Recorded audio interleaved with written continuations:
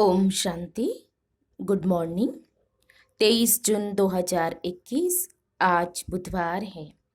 आज की मुरली में प्यारे बाबा ने याद का महत्व बताया है।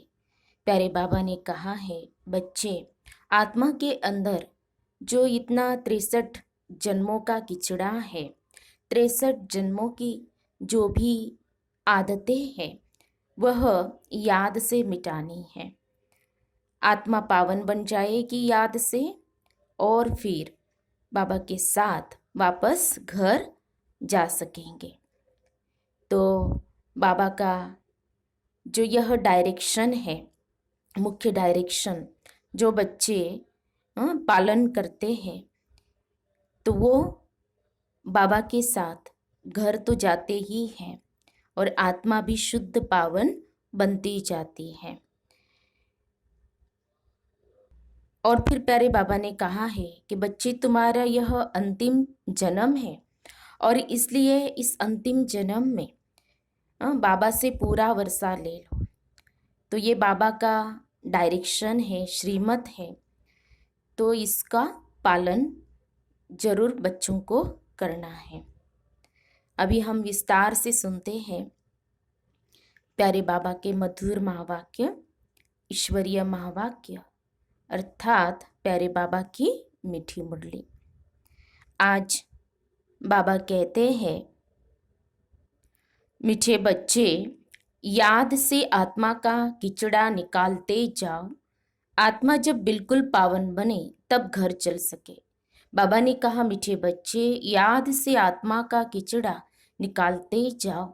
आत्मा जब बिल्कुल पावन बने तब घर चल सके। आज की मुरली में प्रश्न है, इस अंतिम जन्म में बाप के किस डायरेक्शन को पालन करने में ही बच्चों का कल्याण है? इस अंतिम जन्म में बाप के किस डायरेक्शन को पालन करने में ही बच्चों का कल्याण है? उत्तर है, बाबा ने कहा, बाबा कहते, मीठे बच्चे, इस अंतिम जन्म में बाप से पूरा वर्षा ले लो। बुद्धि को बाहर में भटकाओ मत। विष को छोड़ अमृत पियो। इस अंतिम जन्म में ही तुम्हें 63 जन्मों की आदत मिटानी है। इसलिए रात दिन मेहनत कर देही अभिमानी बनो। ओम शांति। शांति धाम विश्रामपुरी है। इस दुनिया से सब थके हुए हैं, चाहते हैं कि हम अपने सुखधाम में जाए।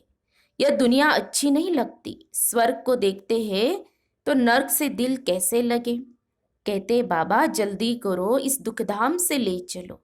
बाप भी समझाते हैं, यह तो छीछी दुनिया है। इनका नाम ही है डेविल वर्ल्ड, नर्क। यह कोई अच्छा अक्षर है क्या?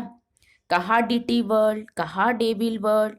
इस डेविल वर्ल्ड में सब तंग हो गए हैं, परंतु वापिस कोई जा नहीं सकते।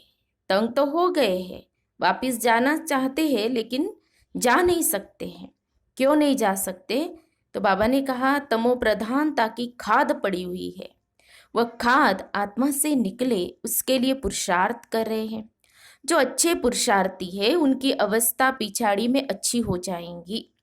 ये पुरानी दुनिया खलास हो जाएंगी। अब तो बाकी थोड़े रोज है। जब तक बाप आकर वापिस न ले जाए तब तक कोई वापिस जा नहीं सकते। दुनिया में दुख है ना, घर में भी कोई न कोई दुख रहता है। तुम बच्चों की दिल में है बाबा, अब हमें दुखों से छुड़ाने आए हैं।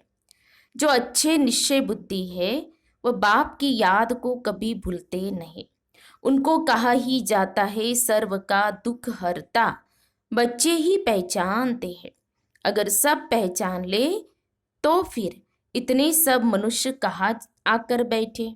यह हो न सके। इसीलिए ड्रामा में युक्ति भी ऐसी रची हुई है। जो श्रीमत पर चलते हैं वही ऊंच पद पा सकते हैं। वह तो ठीक है, सजाए खाकर भी शांति धाम अथवा पावन दुनिया में जाएंगे, परंतु ऊंच पद पाने के लिए तो पुरुषार्थ करना पड़े ना। दूसरा पावन बनने बिगर पावन दुनिया में कोई जा न सके। यह जो कहते हैं कि फलाना ज्योति ज्योत समाया वापिस गया, यह हो नहीं सकता। जो पहले पहले सृष्टि पर आए हैं, लक्ष्मी नारायण वह भी वापस जा नहीं सकते, तो और कोई कैसे जा सकते हैं। इनके भी अब 84 जन्म पूरे हुए, अब जाने के लिए तपस्या कर रहे हैं। सब पुकारते ही है एक बाप को, ओ गॉड फादर, ओ लिबरेटर। वह गॉड फादर है, दुख हरता सुख करता। कृष्ण आदि और किसको थोड़ी पुकारते हैं। क्रिश्चियन हो मुसलमान हो, सब ओ गॉड फादर कह बुलाते हैं। आत्मा बुलाती है अपने फादर को। फादर कहते तब है जब समझते हैं हम आत्मा है। आत्मा भी कोई चीज है ना। आत्मा कोई बड़ी चीज नहीं है, वह तो एक स्टार है और अति सूक्ष्म है। जैसे बाबा है वैसे ही आत्मा का स्वरूप है। अब तुम बाप की महिमा करते हो। वह सच्चित है, ज्ञान का सागर, आनंद का सागर है। तुम्हारी आत्मा भी उनके ही समान बनती है। तुम्हारी बुद्धि में अब सारी सृष्टि के आदि मध्य अंत का ज्ञान आ गया है और कोई मनुष्य मात्र में यह ज्ञान नहीं है। सारा भारत सारी विलायत ढूंढ लो, कोई को भी पता नहीं। आत्मा 84 जन्मों का पार्ट बजाती है। 84 लाख तो इम्पॉसिबल है। 84 लाख जन्मों का तो कोई वर्णन ही न कर सके। बाप कहते हैं तुम अपने जन्मों को नहीं जानते हो, हम सुनाते हैं। वह सब सुनते हुए भी पत्थर बुद्धि समझते नहीं कि 84 लाख जन्म हो तो कोई सुना ही कैसे सकते। अभी तुम जानते हो हम ब्राह्मण हैं, हमने 84 जन्म लिए हैं। ब्रह्मा ने भी 84 जन्म लिए हैं, विष्णु ने भी 84 जन्म लिए हैं। ब्रह्मा सो विष्णु, विष्णु सो ब्रह्मा। लक्ष्मी नारायण ही 84 जन्म ले फिर ब्रह्मा सरस्वती बनते हैं। यह भी समझने की बात है ना। बाप कहते हर 5000 वर्ष बाद आकर मैं समझाता हूँ। 5000 वर्ष का चक्र है। अभी तुमने वर्णों का राज भी समझा है, हम सो का अर्थ भी समझा है। हम आत्मा सो देवता बनते हैं, फिर हम सो क्षत्रिय, हम सो वैश्य शूद्र बनते हैं। इतने इतने जन्म लेते हैं, फिर हम सो ब्राह्मण बनते हैं। ब्राह्मणों का यह एक जन्म है। यह है ये तुम्हारा हीरे जैसा जन्म। बाप कहते हैं यह तुम्हारा उत्तम शरीर है, इससे तुम स्वर्ग का वर्षा पा सकते हो। इसलिए अब और कोई तरफ भटको मत, ज्ञान अमृत पियो। समझ में भी आता है बरोबर 84 जन्म लेते हैं। तुम पहले सतयुग में सतो प्रधान थे, फिर सतो बने, फिर चांदी की खाद पड़ी। एकदम पूरा हिसाब बताते हैं। अब गवर्नमेंट भी कहती है सोने में खाद अलाय मिलाओ, 14 कैरेट सोना पहनो, सोने में खाद डालना यह भारतवासी अप सगुण समझते हैं। शादी कराते हैं तो एकदम सच्चा सोना पहनते हैं। सोने पर भी भारतवासियों का बहुत प्यार है। क्यों प्यार है? तो भारत की बात मत पूछो। सतयुग में तो सोने के महल थे, सोने की ईंटें थी।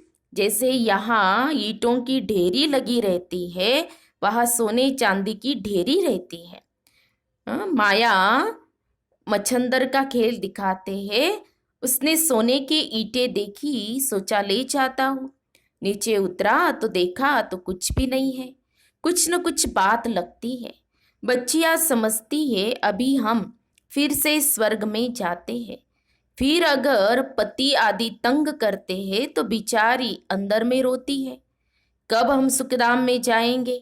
बाबा अब जल्दी करो। बाप कहते बच्चे जल्दी कैसे करूं, पहले तुम योग बल से अपना किचड़ा तो निकालो। योग की यात्रा पर रहो। योग माना याद, बाबा को याद करते रहो। जैसे भक्ति मार्ग में कहते ना अजपा जाप, तो ऐसे बाबा की याद हो। बाप धीरज देते हैं, पुकारते भी हो हे पतित पावन आओ, गाते भी है सर्व का सदगति दाता एक। यहाँ की ही बात है। अकासुर बकासुर यह सब बातें इस संगम समय की है। यह है ये आसुरी दुनिया। तो बाप समझाते हैं, मैं कल्प कल्प संगम पर आता हूँ, जब सारा झाड़ जड़ जड़ीभूत अवस्था को पाता है। तुम जानते हो सतयुग में हर चीज सतो प्रधान होती है। यहाँ इतने पंछी जानवर आदि है, यह सब इतने वहां नहीं होंगे। बड़े आदमियों के पास अच्छी सफाई रहती है, उन्हों के रहने का स्थान फर्नीचर आदि बहुत अच्छा होता है। तुम भी इतने ऊंच देवताएं बनते हो, वहां ऐसी कोई छीछी चीज रह न सके। यहाँ तो मच्छर आदि अनेक प्रकार की बीमारियां, कितनी गंदगी रहती है। गाँवों में इतना गंद नहीं रहता, बड़े बड़े शहरों में बहुत गंदगी रहती है, क्योंकि बहुत मनुष्य हो गए हैं, रहने की जगह नहीं है। तुम सारे विश्व के मालिक बनते हो। मनुष्य गाते हैं, घट ही में ब्रह्मा, घट ही में विष्णु, घट ही में 9 लाख तारे। ब्रह्मा सो विष्णु बन जाते हैं, विष्णु के साथ सितारे भी हैं। तो बाबा कहते हैं सतयुग में यह देवता बनते हैं तो इतने थोड़ी होते हैं। झाड़ पहले छोटा होता है, फिर वृद्धि को पाता है। सतयुग में तो बहुत थोड़े होंगे। मीठी नदियों के ऊपर रहते होंगे। यहाँ नदियों से बहुत कैनाल्स निकालते हैं, वहाँ कैनाल्स आदि थोड़े होते हैं। मुट्ठी जितने तो मनुष्य होते हैं, इतने के लिए गंगा जमुना तो है ही, उन नदियों के ही आसपास रहते हैं। 5 तत्व भी देवताओं के गुलाम बन जाते हैं। कभी भी बेकायदे बरसात नहीं पड़ती, कभी नदी उछल नहीं खाती। नाम ही है स्वर्ग, तो फिर क्या। अब कहते हैं स्वर्ग की आयु इतने लाख वर्ष है। अच्छा भला वह कौन राज्य करते थे, ये तो बताओ। कितने गपोड़े लगाते रहते हैं। तुम जानते हो हम कल पहले माफिक ये पार्ट बजा रहे हैं। रुद्र ज्ञान यज्ञ में अनेक प्रकारों के असुरों के विघ्न पड़ेंगे। फिर मनुष्य समझते हैं असुर लोग ऊपर से गंध गोबर आदि डालते थे, परंतु नहीं। तुम देखते हो कितने विघ्न पड़ते हैं, अबलाओं पर अत्याचार होते हैं, तब तो पाप का घड़ा भरेगा। बाप कहते हैं थोड़ा सहन करना पड़ेगा। तुम अपने बाप और वर्षे को याद करते रहो। मार खाने समय भी बुद्धि में याद करो शिव बाबा। तुमको तो बुद्धि में ज्ञान है। किसको फांसी पर चढ़ाते हैं तो पादरी लोग कहते हैं गॉड फादर को याद करो, ऐसे नहीं कहेंगे क्राइस्ट को याद करो। इशारा गॉड के लिए करते हैं। वह इतना लवली है, सब उनको पुकारते हैं। गॉड फादर इतना लवली है तो सब उनको पुकारते हैं, आत्मा ही पुकारती है। अब देही अभिमानी बनने में ही मेहनत। तो बाबा कहते हैं स्वयं को आत्मा समझना, हर कर्म करते हुए इसमें मेहनत है। 63 जन्म तुम देह अभिमान में रहे हो, बॉडी कॉन्शियस में रहे हो, अब सोल कॉन्शियस बनना है। अभी इस एक जन्म में वह आधा कल्प की आदत मिटानी है। बाबा ने कहा अभी इस एक जन्म में वो आधा कल्प की आदत, माना 63 जन्मों की जो आदत है उसको मिटानी है। तो उसके लिए कितनी मेहनत करनी पड़ेगी, कर्मेंद्रियों के ऊपर कितना कंट्रोल करना पड़ेगा। और उसके लिए बाबा इसीलिए कहते हैं बच्चे मुझे याद करो और ज्ञान को मनन चिंतन करके स्वयं में धारण करो। तुम जानते हो देही अभिमानी बनने से हम स्वर्ग के मालिक बन जाएंगे, कितनी उच्च प्राप्ति है। तो रात दिन इसी कोशिश में रहना पड़े। मनुष्य धंधे आदि के लिए भी मेहनत करते हैं ना, क्योंकि कमाई दिखाई देती है सामने। तो कितनी मेहनत करते हैं, रात को भी जागते हैं। फिर तो आमदनी में मनुष्य को कभी झुटका या उबासी नहीं आएंगी, क्योंकि आमदनी है, पैसे की खुशी रहती है ना, थकने की बात ही नहीं रहती है। तो बाबा भी अनुभवी है ना, रात को स्टीमर्स आते थे तो आकर माल खरीद करते थे। ब्रह्मा बाबा व्यापारी थे ना, हीरों के व्यापारी। तो जब तक ग्राहक की जेब खाली न करे तब तक उनको छोड़े नहीं। बाबा ने रथ भी पूरा अनुभवी लिया है, इसने सब अनुभव किया है। ब्रह्मा बाबा ने गावड़े का छोरा भी था, 10 आने मन अनाज बेचता था। अभी तो देखो विश्व का मालिक बनते हैं। फिर बाबा ने ऐसा पुरुषार्थ किया जो विश्व का मालिक बनते। एकदम गावड़े का था, फिर चढ़ गया तो एकदम जवाहरात के धंधे में लग गया। बस जवाहरात की बात, यह फिर है सच्चे जवाहरात। बाबा जो हम बच्चों को रोज रोज मुरली सुनाते हैं, तो ये ज्ञान रत्न, ये सच्चे जवाहरात है, क्योंकि ये अविनाशी है, ये हमारे साथ जाएंगे। यह होता है रॉयल व्यापार, तो ये रॉयल व्यापार है। और बाबा हमेशा कहते कोई विरला ही ये रॉयल व्यापार कर सकेगा। बाबा बहुत अनुभवी है। बाबा वाइसराय आदि के घर में ऐसे जाते थे जैसे अपना घर। इनको फिर कहा जाता है अविनाशी ज्ञान रत्न। जितना यह बुद्धि में धारण करेंगे, इससे तुम पदमपति बनेंगे। शिव बाबा को कहा जाता है सौदागर, रत्नागर। उनकी महिमा भी गाते हैं, फिर कह देते सर्वव्यापी। महिमा की साथ फिर इतनी ग्लानी, कण कण में भगवान है, सर्वव्यापी, ये कह करके भगवान की तो ग्लानी कर दी। कैसी हालत हो गई है भक्ति मार्ग की। तो बाप कहते जब भक्ति पूरी होती है तब भक्तों का रक्षक बाप आते हैं। बहुत भक्ति कौन करते हैं यह भी सिद्ध हो जाता है। सबसे जास्ती भक्ति तुम करते हो, वही यहाँ आकर पहले पहले ब्राह्मण बनते हैं। निशानी बता रहे बाबा, जो ब्राह्मण बनेंगे पक्के, उन्होंने सबसे ज्यादा भक्ति की है और बाप से वर्षा लेते हैं फिर से पूज्य बनने का। रावण ने पुजारी बनाया है, बाप पूज्य बनाते हैं। यह है भगवानुवाच। भगवान एक है, दो तीन भगवान होते ही नहीं है। देवी देवता अनेक है, लेकिन भगवान तो एक है ना। श्री कृष्ण देवता, श्री राम देवता, शंकर देवता, विष्णु देवता, सब 33 कोटि देवी देवताओं का जो गायन है, लेकिन भगवान तो एक है ना। दो तीन भगवान तो होते ही नहीं। गीता भगवान की गाई हुई है। शिव भगवान वाच के बदले कृष्ण का नाम ठोक दिया है, तो कितना फर्क हो गया है। ड्रामा अनुसार फिर भी गीता का नाम ऐसे बदलना ही है। फिर बुलाते हैं हे पतित पावन आओ। बाप पावन बनाते हैं, रावण पतित बनाते हैं। तो समझने की कितनी बुद्धि चाहिए। श्रीमत श्रेष्ठ ते श्रेष्ठ मत है ये एक बाप की। ये लक्ष्मी नारायण स्वर्ग के मालिक बाप की मत से ही बने हैं। अच्छा, मीठे मीठे सिखे लदे बच्चों प्रति माता पिता बाप दादा का याद प्यार और गुड मॉर्निंग। रूहानी बाप की रूहानी बच्चों को नमस्ते। हम रूहानी बच्चों की रूहानी बाप दादा को याद प्यार और नमस्ते नमस्ते। ओम शांति, ओम शांति, ओम शांति। गुड मॉर्निंग बाबा, शुक्रिया बाबा, थैंक्स बाबा। फिर है धारणा के लिए मुख्य सार। आज की मुरली का सार 2 पॉइंट में। पहली पॉइंट है, इस एक जन्म में 63 जन्मों के पुराने देह अभिमान की आदत मिटाने की मेहनत करनी है। बाबा ने क्या कहा, इस एक जन्म में 63 जन्मों की। कईयों की इस जन्म की आदत मिटती नहीं है। और फिर बाबा ने हम बच्चों को कहा कि 63 जन्मों की आदत मिटानी तो कितनी मेहनत करनी पड़े। देही अभिमानी बन स्वर्ग का मालिक बनना है। दूसरी पॉइंट, इस हीरे तुल्य उत्तम जन्म में इस बुद्धि को भटकाना नहीं है, सतो प्रधान बनना है। अत्याचारों को सहन कर बाप से पूरा वर्षा लेना है।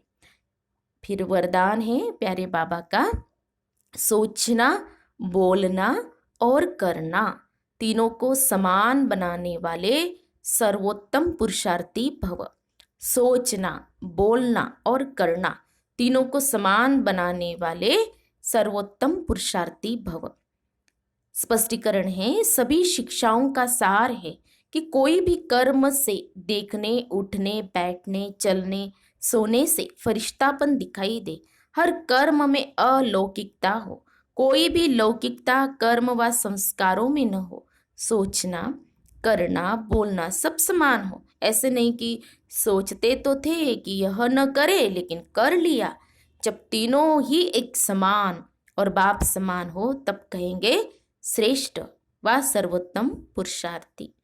स्लोगन है, जिम्मेवारी उठाना अर्थात एक्स्ट्रा दुआओं का अधिकारी बनना। जिम्मेवारी उठाना अर्थात एक्स्ट्रा दुआओं का अधिकारी बनना। तो हम सब ने सुने प्यारे बाबा के मधुर महावाक्य, ईश्वरीय महावाक्य, प्यारे बाबा की मीठी मुरली, सच्ची गीता हमने सुनी। तो आज प्यारे बाबा ने जो हम बच्चों को डायरेक्शन दिया है, उस डायरेक्शन के अनुसार स्वयं की चेकिंग करेंगे, खुद को चेक करेंगे और हमारे अंदर जो भी ऐसी आदतें हैं, उन आदतों को, जो हमारे अंदर किचड़ा है, उसको निकालते जाएंगे। और बाबा की याद हमें वो किचड़ा निकालने में, वो आदत मिटाने में मदद करती है। इसलिए प्यारे बाबा को याद करते रहना है, चलते फिरते उठते बैठते हर कर्म करते हुए बाबा को याद जरूर करना है। अच्छा, ओम शांति, ओम शांति, ओम शांति।